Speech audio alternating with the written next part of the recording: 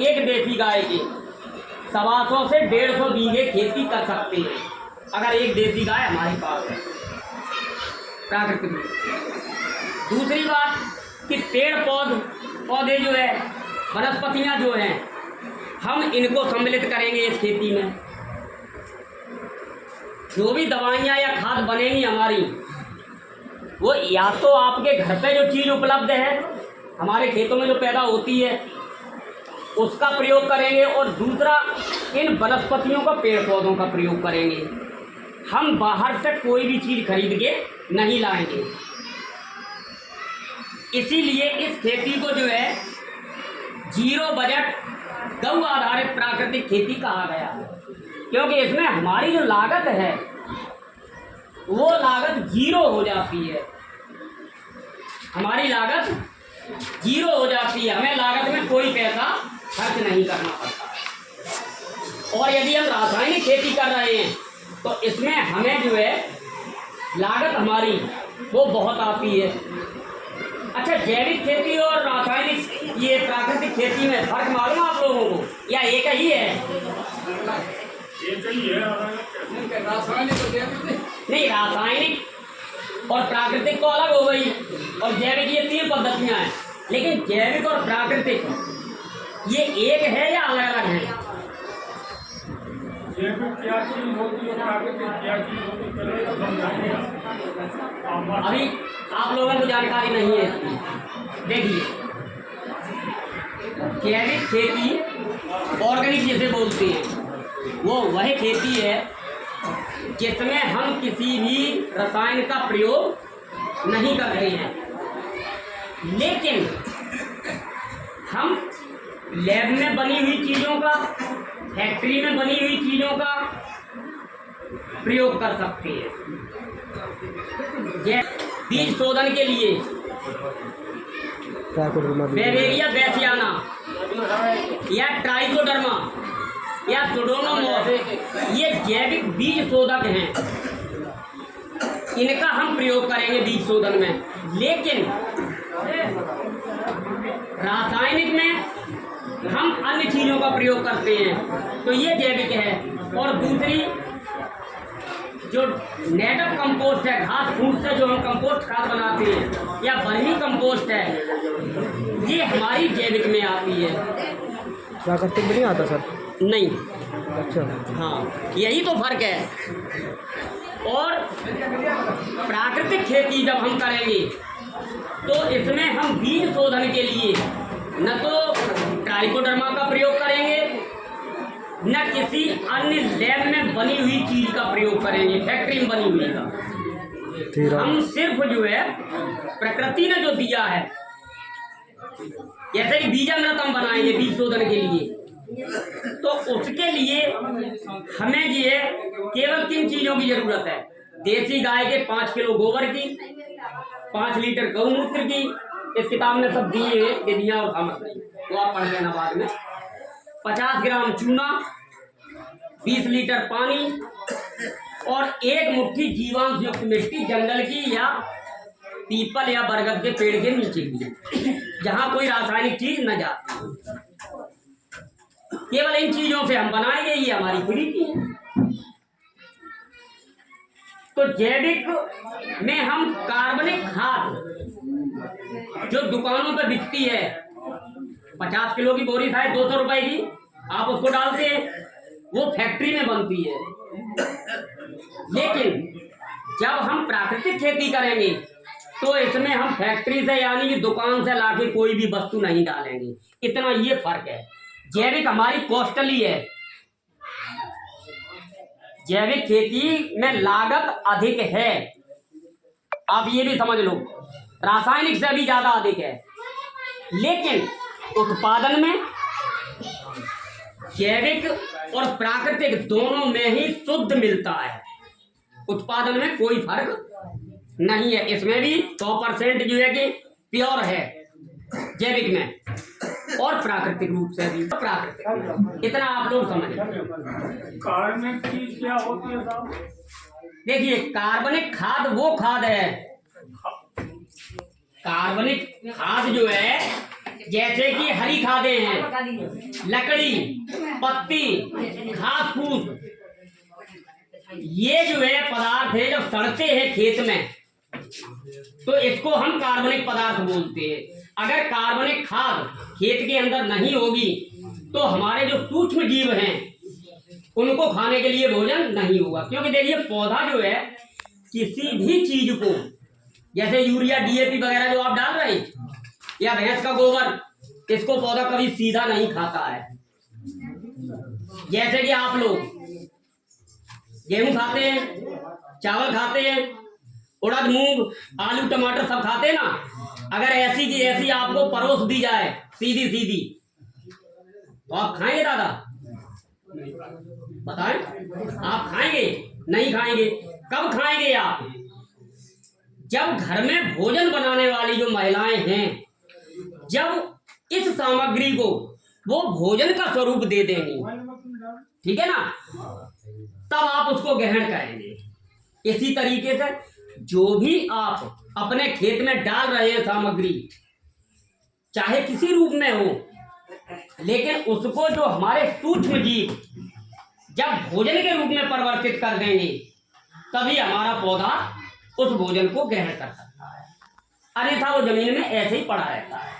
अच्छा साहब, कौन कौन से जीव बोलते हैं जो भोजन में कीड़े के लिए आवश्यक है, जो फसल के लिए कौन कौन से कीटाणु है, आप बताएं कि कीटाणु पौधा खाता है, कौन कौन से वो है? देखिए पोषक तत्व की बात करिए कि पौधे को किन किन पोषक तत्वों की आवश्यकता है, और रही सूक्ष्म जीव की बात, तो सूक्ष्म जीव करोड़ों की संख्या में होते हैं। उनका कोई नाम नहीं है? नहीं, उनको सूक्ष्म जीव या बैक्टीरिया ही बोलते हैं। ये कई प्रकार के होते हैं, जैसे कि हम आप जो जीवधारी हैं, इनमें मनुष्य भी हैं, जानवर भी हैं, पक्षी भी हैं, ये सब अपना अपना काम कर रहे हैं। लेकिन सूक्ष्म जीव जो है कई प्रकार के हैं। उनका कोई नाम नहीं? नाम है, नाम होगा वैज्ञानिक दृष्टि से। देखिए राइजोबियम का नाम सुना है? देखिए नाइट्रोबैक्टर का नाम सुना ऐसा है, सुना होगा तो हम बता। एजियोस्पाइरम होता है, ये सब सूक्ष्म जीव है। देखिए प्रोटोजोआ है, जैसे प्रोटोजोआ है, अब ये लोग नहीं समझेंगे, पैरामीशियम है, प्रोटोजोआ है। आप तो हो गया, तो अब वो बताओ आप कहाँ से बता रहे हैं? सूक्ष्म जीव जो उन्होंने बताया है, 1 मिनट शांत हो जाए। सूक्ष्म जीव की जो बात की है, सूक्ष्म जीव में दलहनी फसलों के राइजोबियम है, राइजोबियम फैसियोलॉजी है, मेलोलॉजी है, ये सूक्ष्म जीव, इनका कल्चर आता है। इनको आप लगाएंगे, है ना, तो वो दलहनी फसलें हैं, उनकी जड़ों की जो पास में गांठें होती उनमें भी होता है, और एक्स्ट्रा आप देंगे तो ये आपका नाइट्रोजन फास्फोरस उसकी पूर्ति करेंगे। ऐसी नाइट्रोसोमोनास बैक्टीरिया है ना, वो नाइट्रोजन को नाइट्रेट में कन्वर्ट कर देता है, बदल देता है, जिससे पौधे बहुत जल्दी ले लेते हैं। जैसे आपकी यूरिया ऐसी पड़ी रहेगी, तो वो मतलब है सूक्ष्म जीव का।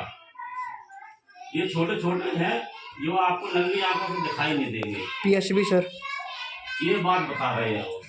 एक बात हाँ, ये बता रहे हैं। पीएचबी भी एक देखिए बैक्टीरिया का ये ही चीज नाम है। है लेबोरेटरी की, ये आप लोगों की समझ से परे है।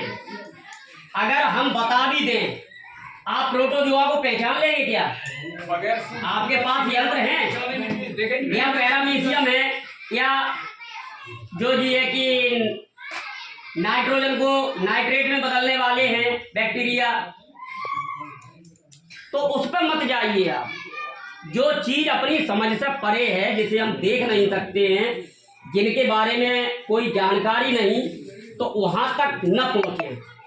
मतलब की बात को पहले समझें आप, क्योंकि देखिए बदलाव लाना है खेती में। वो क्यों लाना है? क्योंकि हम लोग बीमारियों से दिनों दिन ग्रसित होते चले जा रहे हैं, इस वजह से। तो देखिए जो सूक्ष्म जीव हैं ये भोजन बनाती हैं, और आप लोगों ने जो डीएपी या यूरिया की बोरी पे लिखा देखा होगा कि नाइट्रोजन 46%, देखा है लिखा, लेकिन उस पर कभी आपने ये सोचा कि 54% क्या है उसमें? अंधाधुंध आप यूरिया डीएपी फेंक रहे खेत में, उस पर केवल लिखा है कि फास्फोरस 46%, नाइट्रोजन 46%, लेकिन 54% क्या है? कभी सोचा? बताओ आप लोग।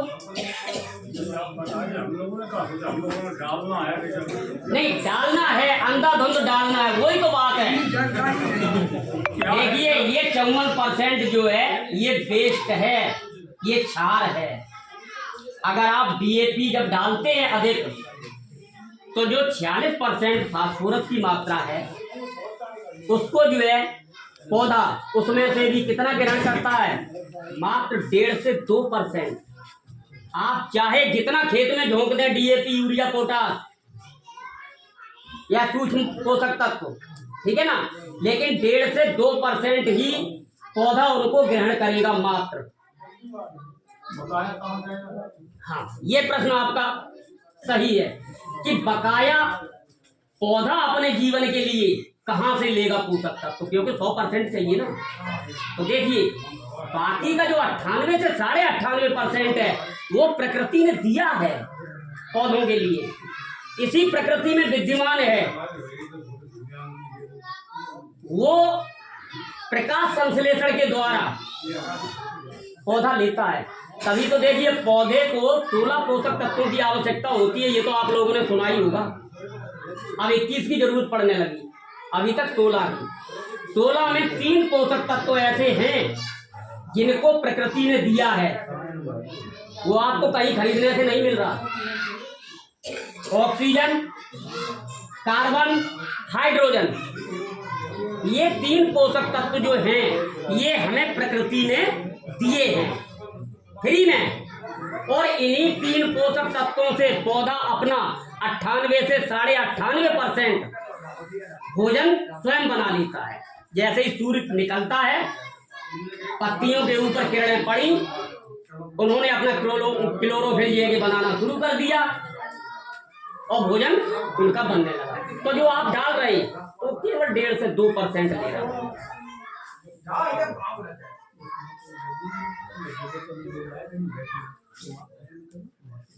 अरे नहीं सही है यार। अब ऐसा है, ये एक छोटा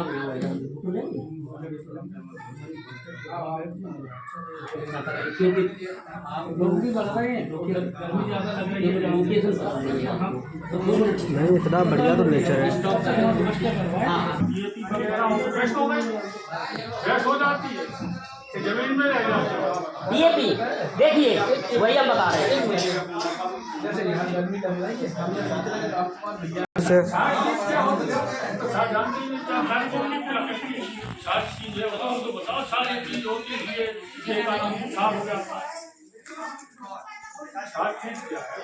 क्षार चीज क्या है? तो आप ये बताओ, जब फास्फोरस 46% है, बाकी जो क्षार उसको कहते हैं जो खराब चीज है, जो हमारे उपयोग में नहीं आती है, पौधे के उपयोग में, उसी से हमारी मिट्टी की उर्वरा शक्ति खराब हो रही है। क्षार वो चीज है, डीएपी जब आप अधिक प्रयोग करेंगे तो 1 फुट के नीचे मिट्टी के एक मोटी परत बन जाती, कड़ी परत, पत्थर जैसी, जिसे आप खुरपी से भी ये बड़ी मुश्किल से तोड़ पाते हैं, वो क्षार है। यानी कि पत्थर जैसी माता जी आप ऐसी वस्तु है जो उसके कण आपस में चिपक के एक बहुत मजबूत परत बना देती है, ठीक है ना।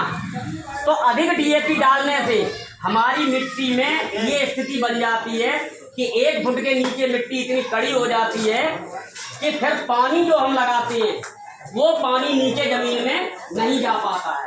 यानी कि हमारे रंध्र जो हैं वो बंद हो जाते हैं, और जब ही